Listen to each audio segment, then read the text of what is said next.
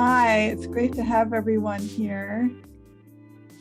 I'm Julia Lupton, Director of Illuminations, and this is one of our authors events. We're very excited to have Tiffany Yanique here in conversation with one of our historians, Felix Jean-Louis, and my wonderful colleague, Michelle Latchelet from the English department and the programs in writing is going to say a few words, and then we're going to turn it over to our speakers, our reader and our interlocutor. So I thank everybody for coming, and I'll be back in touch with all of you during the Q&A. Please use the Q&A for questions and enjoy the evening.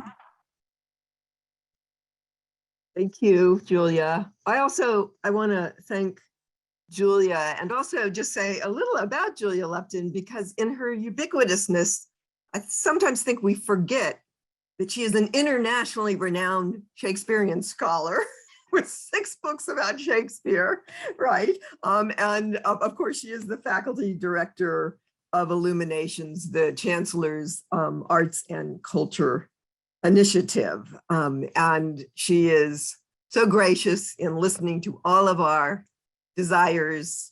One of the most profound being, could we celebrate Tiffany Yanique's new book? So thank you, Julia, and thank you for making this happen. Thank you, Tiffany.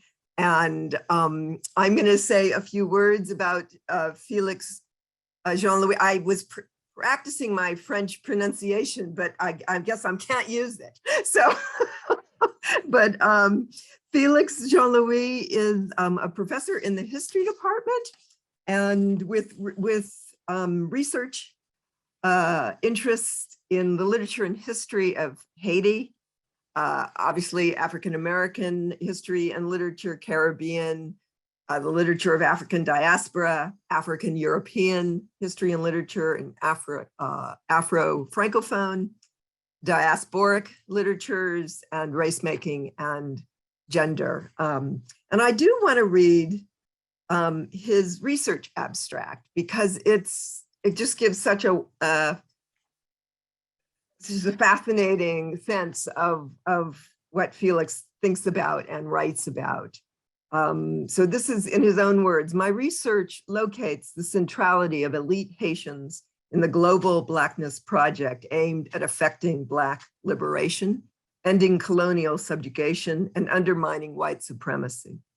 I am working on a book monograph, Exporting the Revolution, Haitians in the Age of Global Blackness, 1885 to 1944, that locates the contributions of elite Haitians in the various discussions and programs that sought to unite people of African descent in effecting Black liberation globally.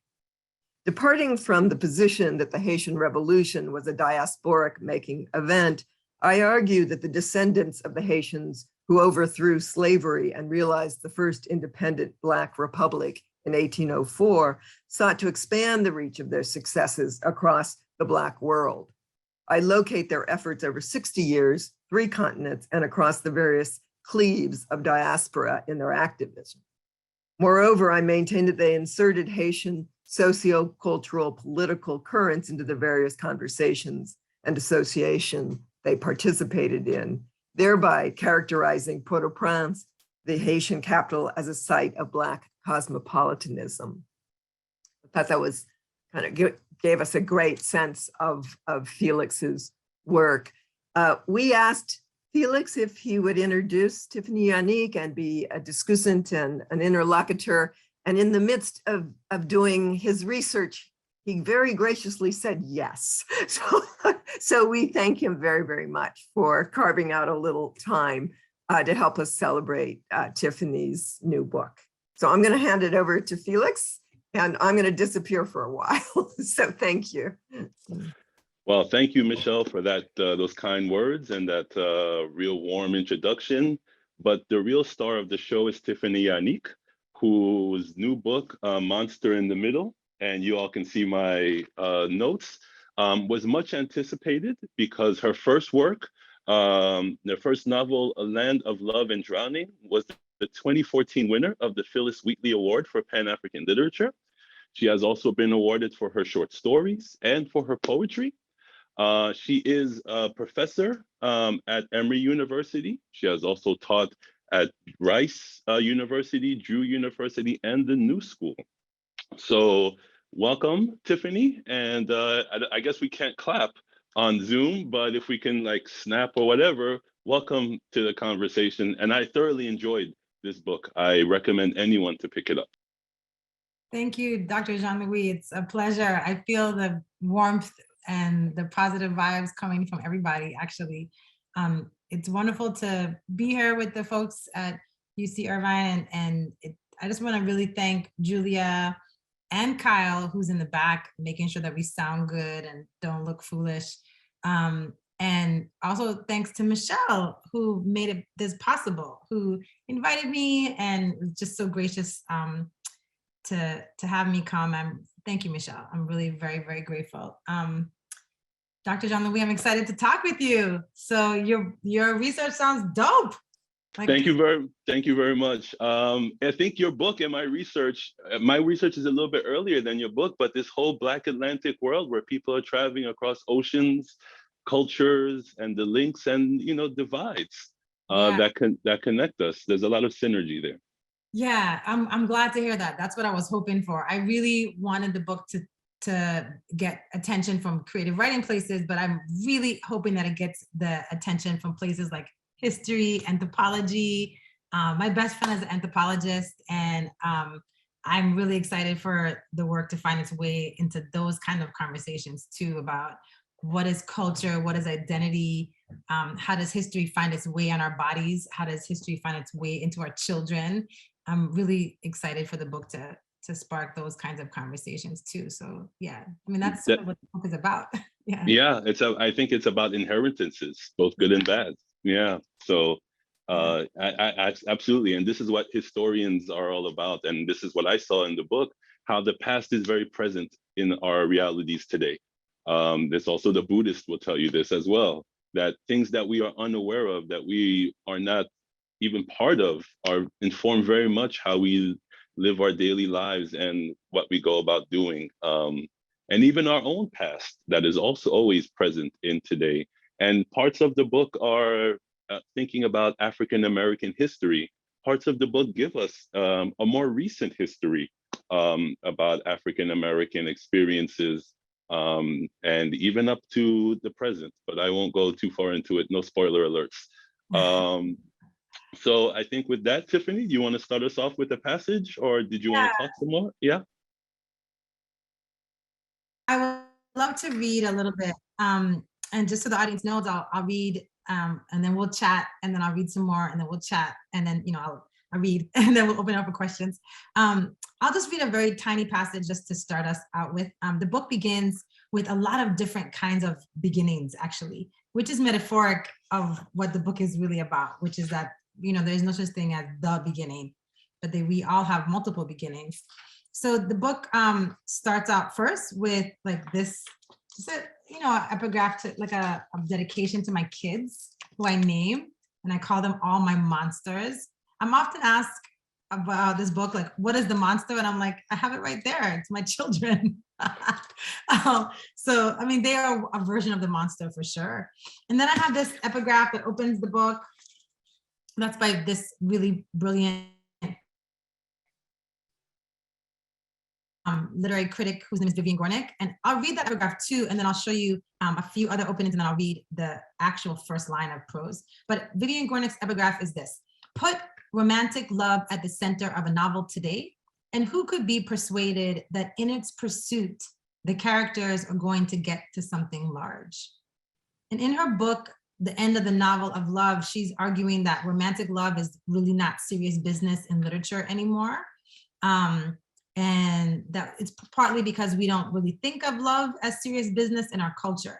And I wanted to challenge that. So in many ways, the book is a challenge to that, like that the idea that romantic love doesn't do serious work. And then I have a map. It's a map of the United States, and a map of all the places that the characters go to, because this is in some ways an American love story. And then I have the first chapter. And the first chapter is called Love Letter. Dear loves, When you fall in love, you will be certain that it is something special about that other person. Isn't that what the songs on the radio make us think? Or maybe you will be smart enough to know it's also something special about you, because that is what the therapists on TV get paid to help you understand. Am I right? You already know that you will bring baggage into this new love thing because it's modern times and you've heard the term baggage. But baggage is not the most of it, you know? We know. Because listen, sweet ones, you are not falling in love with that one person. It's that you're bringing it all. You're bringing us. It's like how them old-timey folks used to say that when two people get married, it's two families coming together. Or another way to understand it is that when you meet your love, you are meeting all the people who ever loved them or who were supposed to love them, but didn't love them enough, or hell, didn't love them at all. You feel where this is going, my loves? Please pay attention, knuckleheads, because it's going regardless. Love your parents.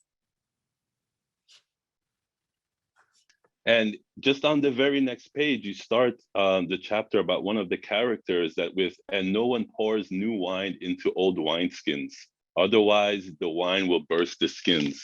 And I think that, so my question, I don't know if you can answer it, is who are these parents? Because there's several parents in the novel, right? So who is writing this? But I think that this is a really great introduction to this novel, I think, because it's the main characters throughout are seekers, and they're looking for that one piece of love where there is a little bit of complete acceptance. What are your thoughts about that? Well, you know, I'm the author, so and I'm the authority. So I had intention when I was writing the love letter, and the way that I intended for it to be, and I say this with a caveat because I do think that readers and critics are as vital a part of what the book is in the world as me, actually. So someone else's interpretation has as much validity as long as it's based in the text as what my intentions were. But as written, every line in the love letter comes from a different character. So it kind of goes back and forth between the elders of the book. So the book's main characters are these people whose names are Stella and Fly.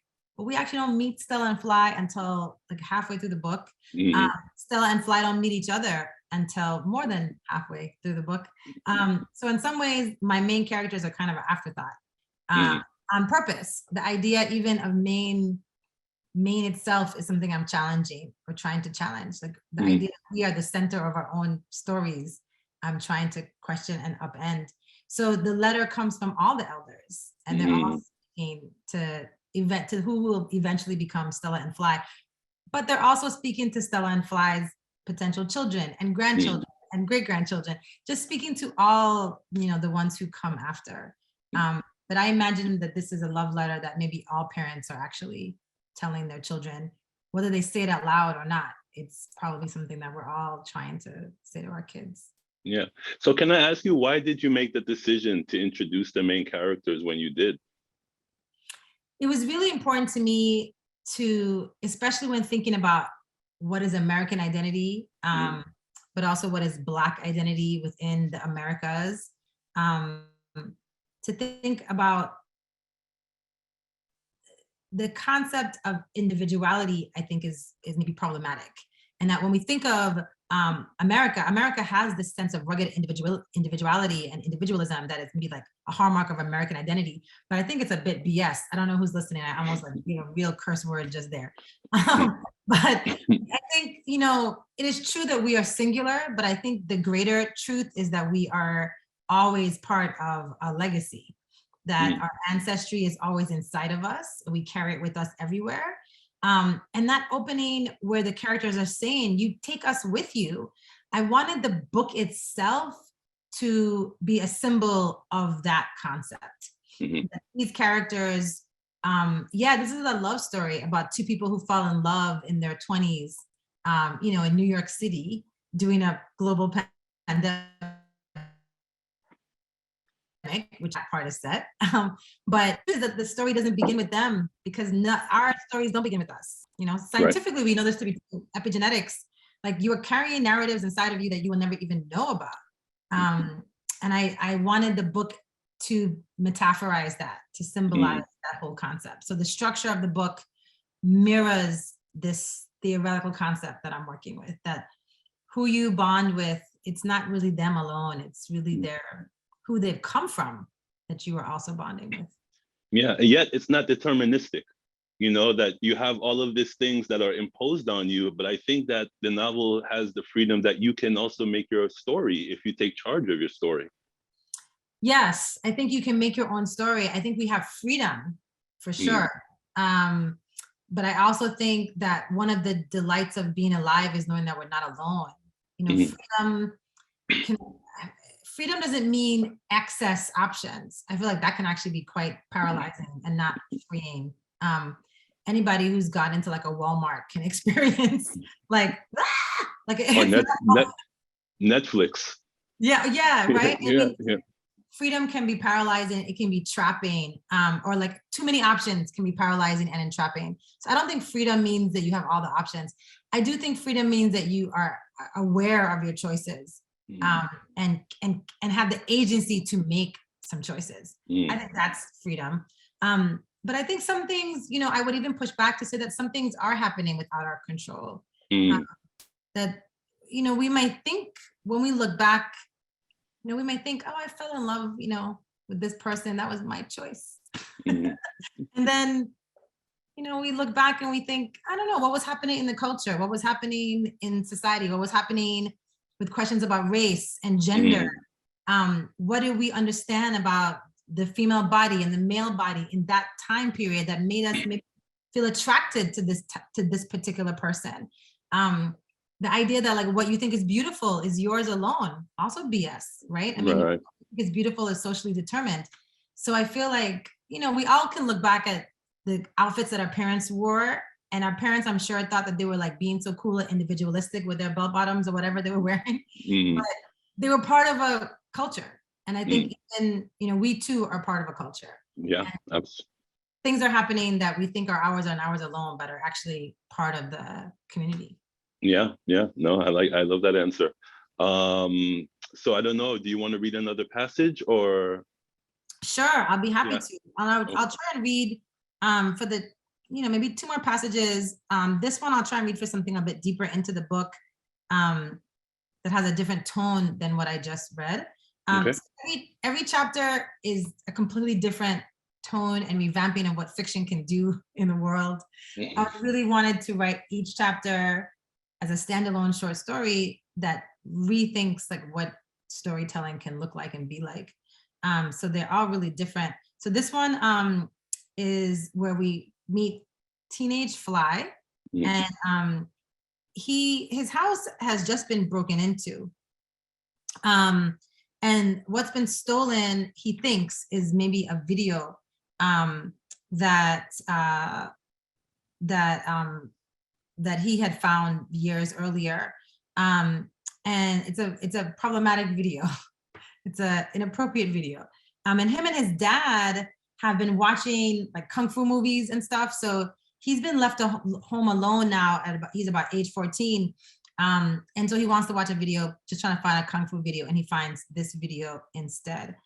So I'll just read for a few pages. And I should also say that Fly is being raised in Atlanta, and he's a young Black boy in Atlanta.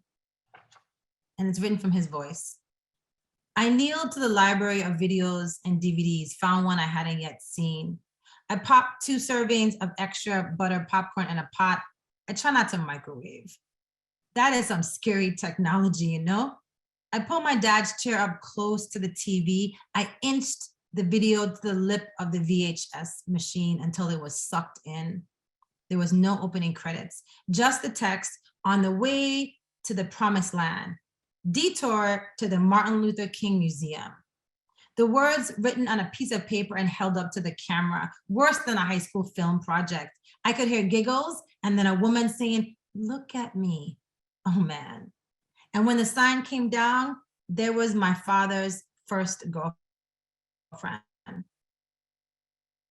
buck naked. She was laid on the bed. She was young maybe as I was, a teenager. She had flat yellow hair on her head, but a brown afro between her legs. She was thin, skinnier than I realized from her picture that my dad still insisted on keeping on the mantle in our house. But she sure didn't seem like the religious freak Mom said that she was.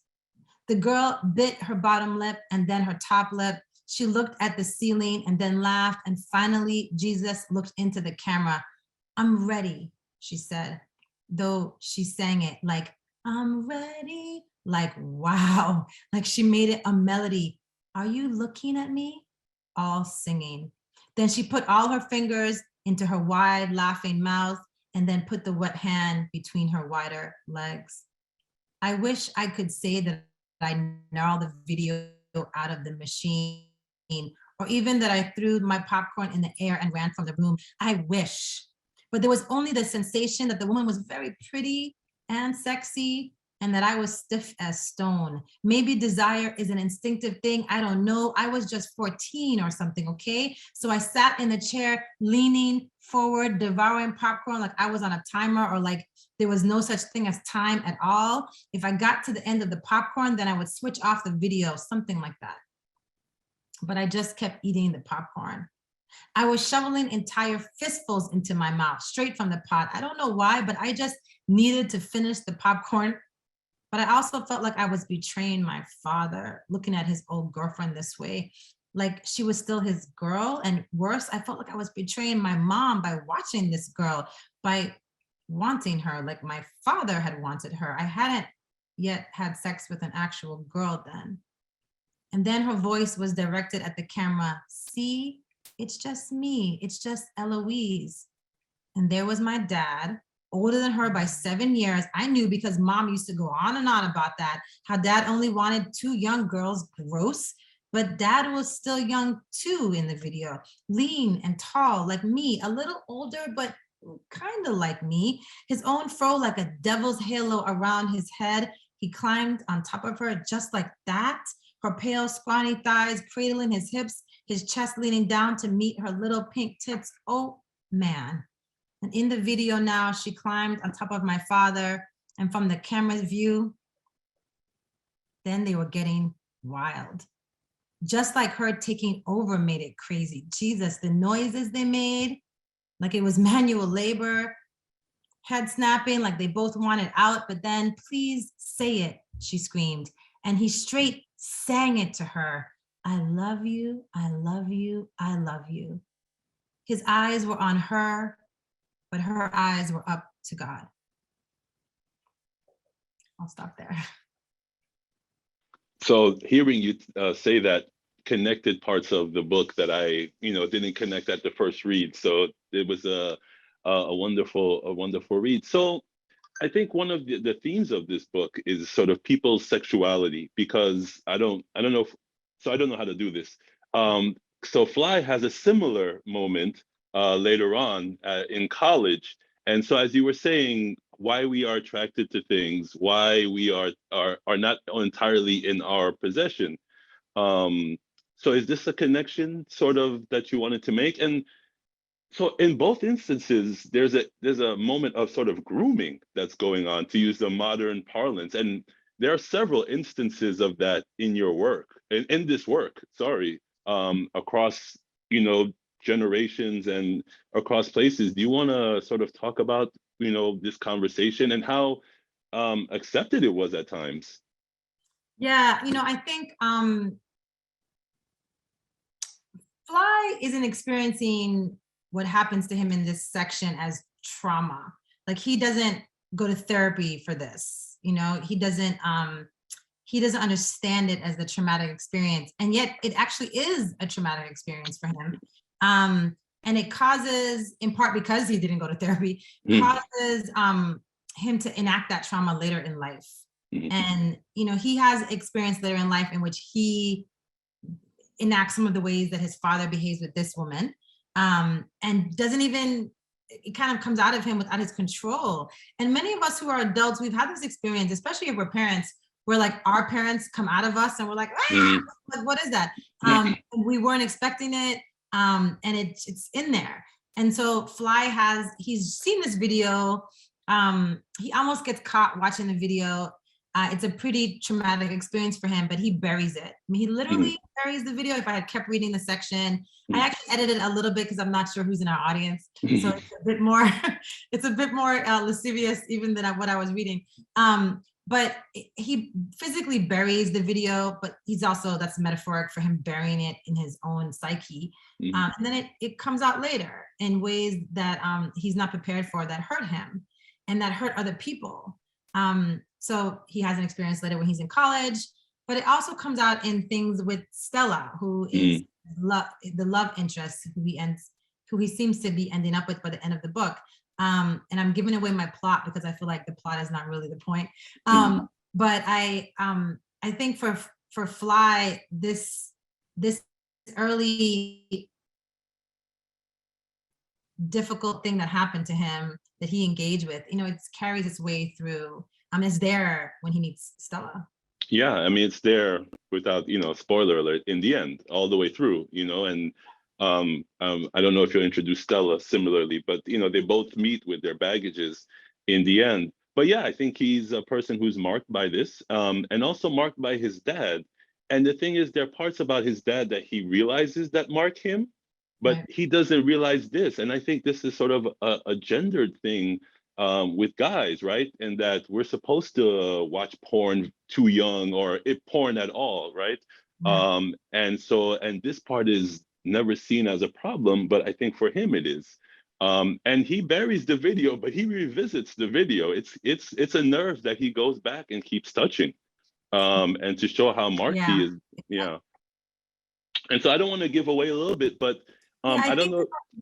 Go ahead. Sorry. No, I was going to say that for Fly, the thing that he's most aware of that he can inherit from his father is his father's mental illness. His father is what his father's wife believed is schizophrenia. So they believe he's schizophrenic. Dad doesn't use the term on himself. But the thing that Fly is most afraid of is that he'll inherit his father's schizophrenia and will kind of go crazy. And there's a lot of mental illness in the book as well. And I talk a lot about, the ways in which we inherit different kinds of mental illnesses that are maybe socially also determined. I mean, what is more crazy making than the Atlantic slave trade? And so the fact that more people of African descent succumb to mental illness in the United States makes a whole lot of sense to me, given what we are carrying inside of us, which is the trauma of slavery. So he's also he's most afraid of that. And that's a legitimate fear that he has.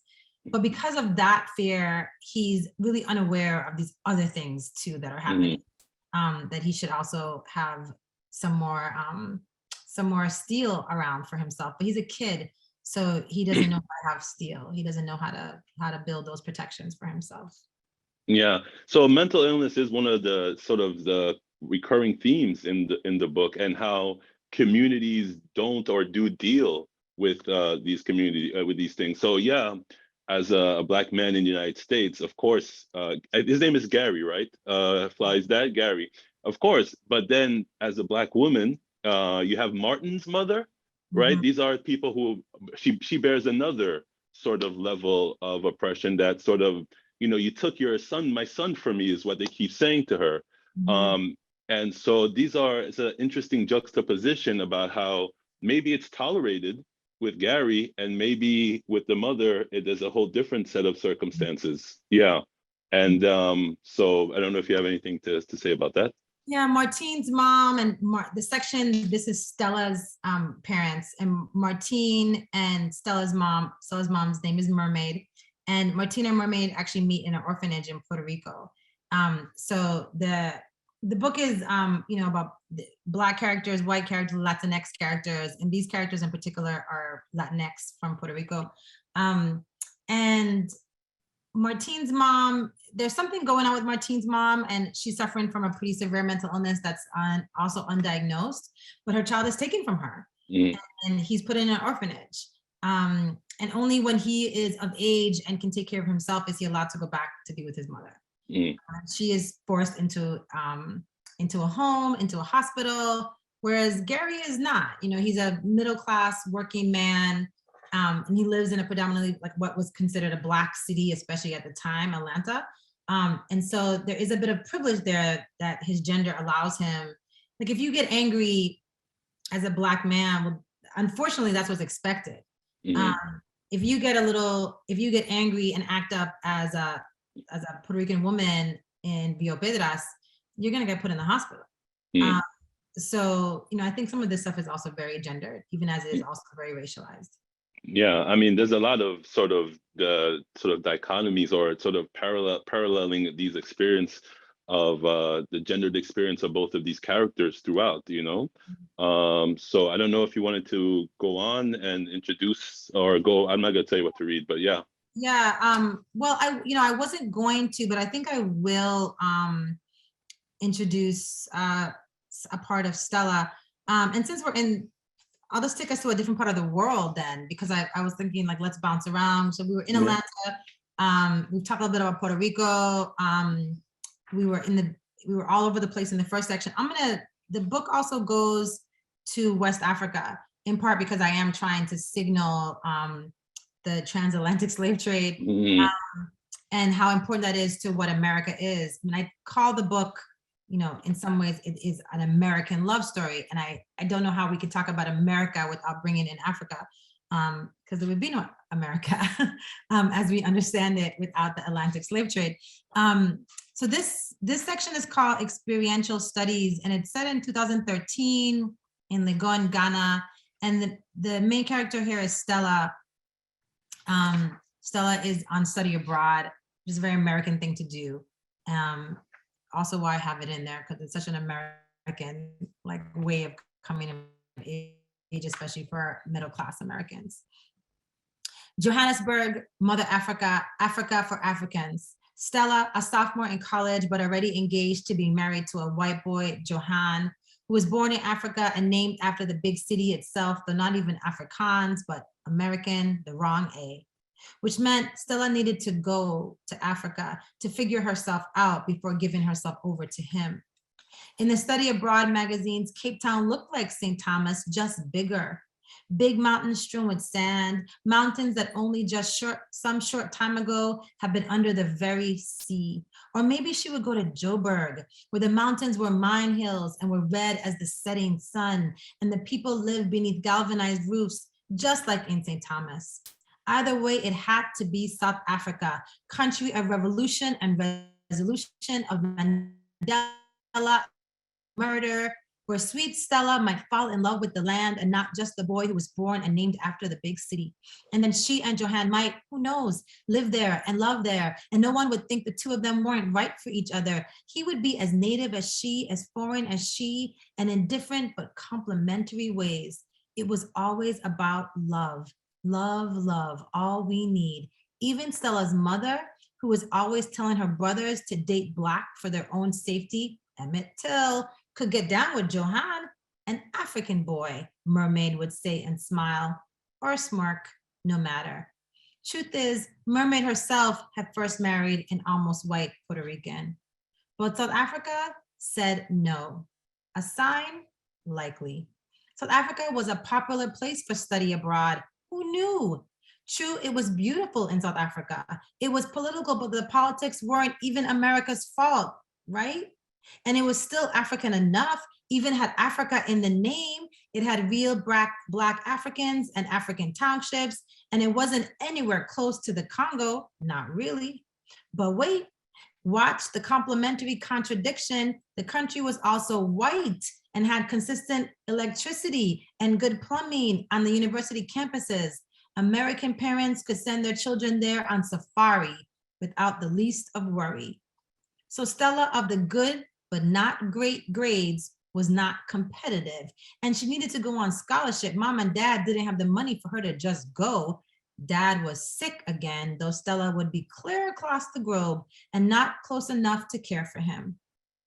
So Stella, Maristella to strangers, ended up in West Africa, Too far from her Johannesburg for a hop and skip over, but she was still in Africa, and farther away from home and her sickly second father than she had ever been. And what the hell was she doing here? Her college offered South Africa as a journalism program. Witness the Revolution, West Africa, Ghana to be specific, was the music program, origins of hip hop. Stella was a visual artist, not a writer or a musician. This was the wrong program, wrong region and reason. Yes, there was a study abroad program in visual art heading to Italy, but Stella needed her study abroad program to be Negroid, because once she lifed up with Johan, life was going to be, well, less Negro. And the only visual art program her school offered that fit her Negro requirement was the study in Haiti. And well, you know, Haiti had been Haiti since the beginning. And that program was 1 year on and 1 year off, and a year or 3 off. Political upheaval here, hurricane and earthquake there, AIDS, AIDS, AIDS. The Haiti program, Create Primitive Art, had been off since Stella had arrived at college. And besides, Haitians, as African as they might be, were Caribbeans just like her. How much more Africa could their Africanness be? What more could they teach her about her Blackness than Culture Man on St. Thomas radio waves hadn't taught her already? No. Maristella was determined to go somewhere where the melanin was African. She had to go real Black because of really white Johan, because Johan had put a ring, silver and with a topaz, but so what, on the finger to save for marriage. She was still saving her virginity for that too. Johan was patient, another reason her parents liked him. She and Johan would get married after she graduated from college. Toy, Stella's best girl from high school, was engaged too, but Latoya and her guy were already, you know, doing it. Stella and Johan, good Caribbean Catholics, were imagining a sweet, gentle lovemaking for their first time, with her still in her white veil. After the little pain and the little blood, they would follow the sweetness with a super sexy screw fest and then babies. Sure, he would still be in college at the rate he was going. Couldn't focus at VTech, he said, legit, she supposed. So maybe she would move to the snow country where he went to hide away, learn to ski, be his wife and his lover, Mother Mary and Holy Magdalene, all in one. So I, again, want to recommend that all of you read this book, because that passage brought me back and forth, and there's so much in there to unpack. So can I ask you, another theme I found in this book is about religion. Yeah. You know, there's a, Holy Magdalene. What's that? Yeah, and we landed on that. Yeah, exactly. But that's so much a part of it. And of course, her Fly's dad is a very religious person. Fly's grandfather is a very religious person. So why is, especially Catholicism, right? So a lot of African Americans are not Catholic. As a Haitian personally, you know, I'm often the only Black Catholic that I know.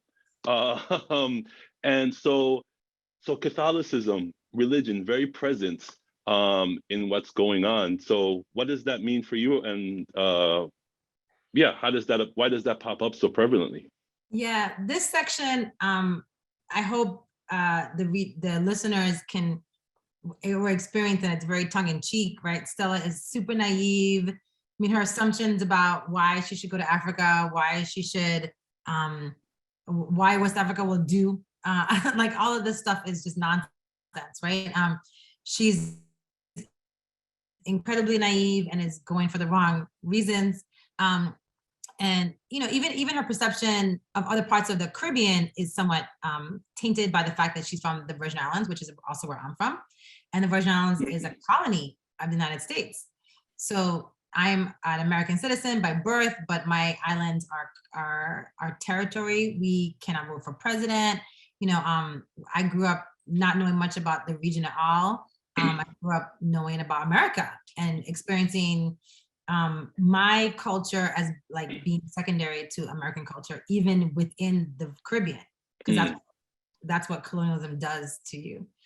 So she also is very dismissive of Haiti, as you can hear in that, and you know, is pretty sure that she just needs to get to South Africa so she can have the sort of African experience. Right.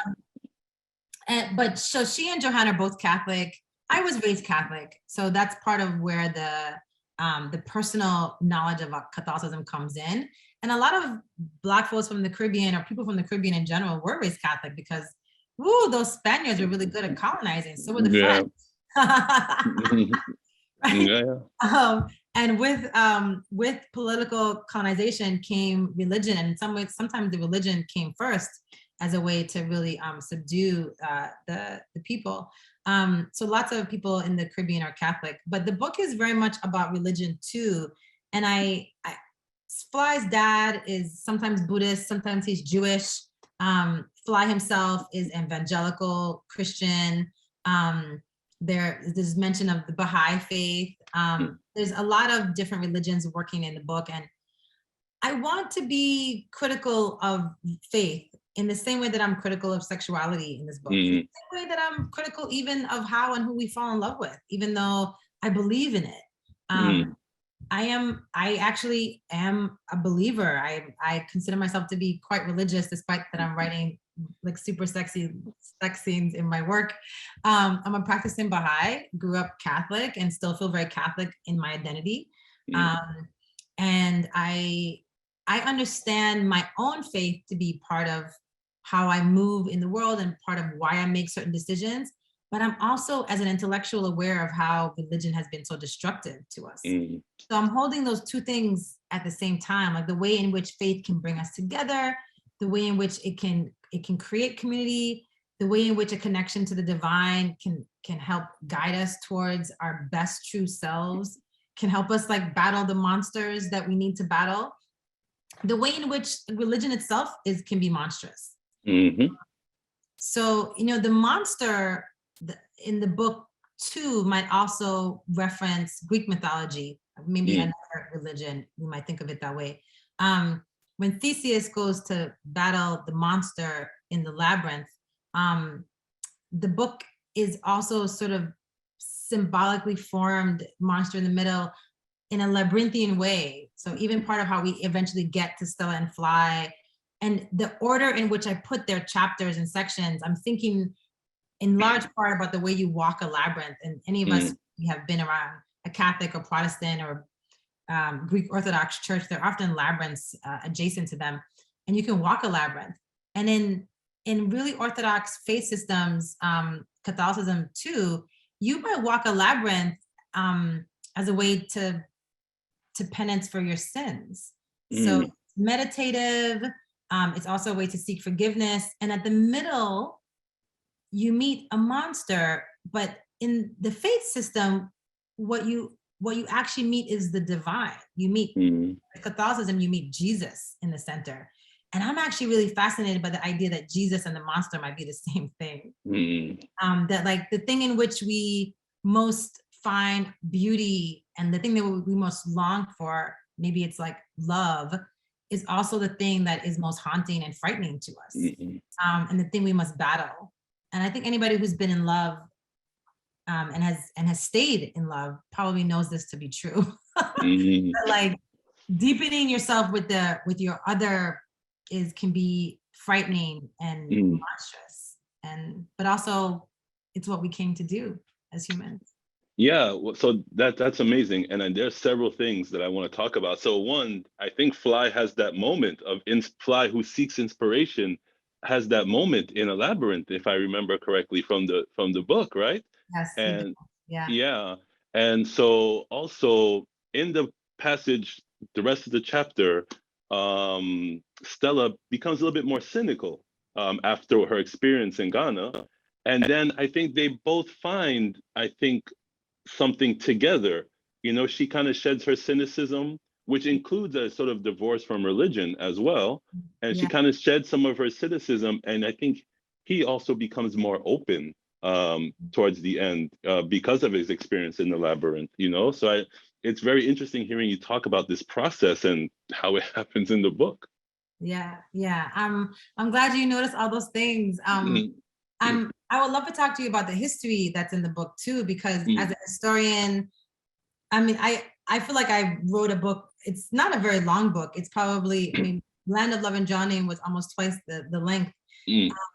But this spans like 70, almost 80 years of back to Vietnam War. And like, there's this, you know, we see the first like a justice, female justice. We see like Princess Diana Yeah. getting married, all these sort of things, the Challenger explosion that were important in American history that also created a kind of American cohesive identity. Like a lot of people, maybe even our age, like we might have like vague memories of the Challenger explosion. Yeah, I know where I was. I was in a science class in the science room when that exploded. You know, I mean, it's not a vivid memory, but I remember that I was there. Yeah, would definitely. It marks. And so I think there may be a question, but I think you do a great job in this about historicizing race in the United States in the post-civil rights period, right? And how those things lead us to George Floyd, the George Floyd Black Lives Matter moment, you know, the 2020 Black justice moment. So I think that leads to me into another question, but I think Julia may have a question from the audience, and let's swing it to her. Thank you. I'm just loving this. And I'm so interested in the Minotaur and the labyrinth. So that's just can't wait. It's beautiful. We have a question from Dominic. He asks, this book's short story-like structure remind me of your collection, How to Escape a Leper Colony. The stories always felt read like a conversation with one another. Do you view your books as one long conversation with one another? And if so, would you want readers of your work, what would you want readers of your work to take away from that dialogue? Oh, what a beautiful question. Did I plant you? Like, where did you come from? Can you be in every reading I ever give? Thank you for that question. I think if I'm being really honest, that this is not special to me. I think that most writers are up to probably one thing their whole career. You know, like you're probably asking the same question again and again and trying to answer it in as many different ways as you can until you die. And then the hope is that heaven gives you the actual answers. So I think for me, the question I'm always asking and trying to just keep turning around is, how do we figure out how to belong? Like, where is our belonging centered? And who do we belong to? How do we belong? Should we belong? Must we belong? And why do we long for it so much? And I think for me, a lot of that comes from, my personal life is very complex. I grew up in the Virgin Islands in a really rough neighborhood. If you're from the Virgin Islands, you know my neighborhood is called Round the Field because it was on the police blotter every day. All the violence happened in my neighborhood, the gunshots, the prostitution, that was my hood. But I went to this very fancy private school.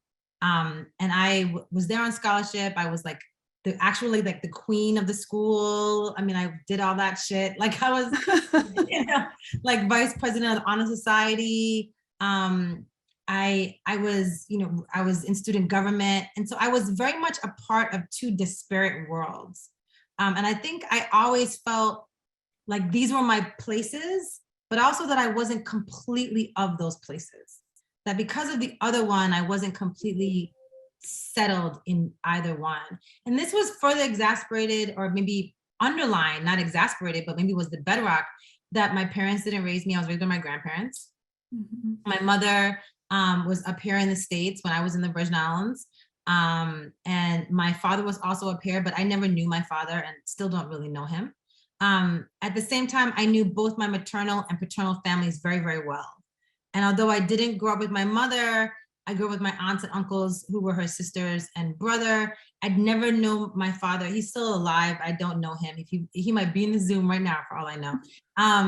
But I know his brother, my uncle, who I'm very close to, and my aunt who lives 10 minutes away from where I live now, and is part of why I moved to Atlanta. So even like, do I belong to these families? I don't know my father, but I am a Giraud. That's my paternal last name. It's like, okay, do I belong to them? I feel like I do, but there's also like a rupture in my belonging. Same thing with my maternal family. I'm a Galabert, both these French last names. And I often wonder about my own settled belonging there, since my mother herself was like a bastard. Her parents were not married. My parents were not married. So like, where's my belonging there? So I think for me, this question about belonging is in my personal life, and it comes out in my work with intention. I'm not shying away from it. I'm asking that question in all the books, like, how do I belong? How do we belong? And how can we choose that? And what are the ways in which we cannot choose it? Beautiful. Can you tell us a little bit about your writing process? I know we always have writers in our group, and they want to know, how did you get to write, and what does writing do for you? And do you have any advice? Yeah. That's like 3 questions. I'm sorry, but I'm sorry. But. And I'm very verbose, as you can see, so I'll just go on and on. I'll try and be concise. The truth is, I have no process. I have 3 children. I'm a single mom. My partner and I don't live together, so it's like I'm just like overwhelmed at all times. I'm a full-time tenured professor at Emory. I love my job. I'm super dedicated to it. So I have no process. I just write whenever I can. I just write whenever the time appears. I write whenever I have energy. When I used to live in New York, I would write on the train. I write on my phone. I write on the plane. I write before I go to bed. If my kids are watching TV, I might write during the commercials. I just write whenever I can, and I don't stress about it. No preciousness, no perfect pen or great glass of wine, or I have to be with the lighting perfect, like none of that nonsense. And part of that is that I feel like that would all just be an excuse to not write. And I refuse to give myself those excuses. I also think growing up poor is maybe also gave me the grit to just be like, I don't need anything to get what I need to get done. And I love Virginia Woolf, but she said women have to have a room of one's own. We all have to have our own room. And I know that's a super feminist, go give us our own damn room. I agree with it. At the same time, if Black women writers had to have their own room to write a book, there would be no books by Black women writers. So, I'm in my office. I only got this office 8 months ago. The first room of my own that I've ever had. And so I wrote all my books with, sharing space with my children and my partner. So I just think you got to do the work and not stress about process. Basically, anybody that tells you have to write 3 hours a day or whatever, just do whatever it takes for you to get the work done. Like, don't worry too much about anybody else's process. My only advice to writers, maybe 2 pieces of advice. One is to read a lot. That's like so annoying for new writers to hear. Read, but it is actually the most important way. Nothing teaches you more than books themselves. The book is the original professor, and you need to read a lot. You do not want to be reinventing the wheel. I have students who are like, I don't want to be influenced. Like, what is that nonsense? Yes, you do. You want to be influenced. You need to be influenced. Otherwise, you'll be writing nonsense and thinking you're brilliant when you ain't. So it's really important to know what's come before you and apprentice yourselves to the masters who you choose to be your masters, and read everything they write. Whoever you decide, these are the writers who I want to emulate, you read everything they write, because you can't surpass them until you know those people. So you really have to be at their feet, and reading everything that they're up to, and going to their readings and reading criticism about them too, if that's available, so that you know what they're up to. But the other thing I would say, read until you die. Just keep reading, but also live. Go kiss all the boys, go to do all the things, do everything, because that's also where you get your material. It's also where you get your emotional complexity. And I think ultimately we need emotional complexity to write well. And sometimes we're living very, chilled out lives that don't allow us to deepen ourselves emotionally. So I would say, make sure you're living, make sure you're experiencing the world. Beautiful. We're just about done. Felix, did you want to ask a final question? Yeah, so 2 questions. So one, who did you apprentice yourself under? And I agree completely with this read. So I've been reading a lot of Claude McKay, right? And his whole sort of arc of his career. And like you said, he's looking at one thing in many different lenses, you know? So, and I want to say, I don't know if you're a Maurice Condé disciple, but this book reminded me of Segu. Yeah. Yeah, so cool. Yeah. I love Maurice Condé. She was one of the first blurbers to blurb my first book. I was in such like incredible amazement that I was able to get someone as stupendous and amazing and just like so phenomenal as Condé. I really admire her work and I lay at her feet. I also really love Edwidge Danticat. I love Danticat for who she is in the world. I mean, she's not that much older than me, but she's been writing for much longer than I have. And she's like a writer who is also thriving and striving to be a good person at all times. And I think sometimes artists think they can get away with being like, you know, assholes. And I really just feel like it's important to write well and to like live well. And Edwidge is such a good example of that. The two writers who I follow most and who I am most in debt to are actually Jamaica Kincaid and Gabriel Garcia Marquez. So I think that's like my mom and my papa. And I'm just like they're like love child. At least that's what I'm hoping. I love Marquez for his expansiveness, the way he writes about nationhood and writes about that beautifully, and family, and talks about how important nation and family are. And I love Kincaid for how she values the individual and talks so much about the way that a brown girl can be symbolic of all of humanity. And I think that's brave and bold and brash, and I really admire that. And they both are quoted in your book. They are. Yeah, good.